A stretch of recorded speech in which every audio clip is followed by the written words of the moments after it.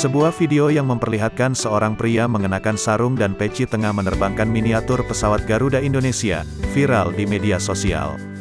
Video yang pertama kali diunggah oleh akun TikTok @darkwar285 itu tersebar ke berbagai media sosial, bahkan sampai ke Menteri Badan Usaha Milik Negara, BUMN, Erick Thohir.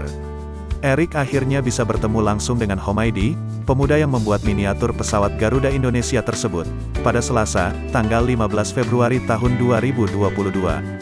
Humaidi atau Homaidi, merupakan seorang santri asal Sampang, Madura.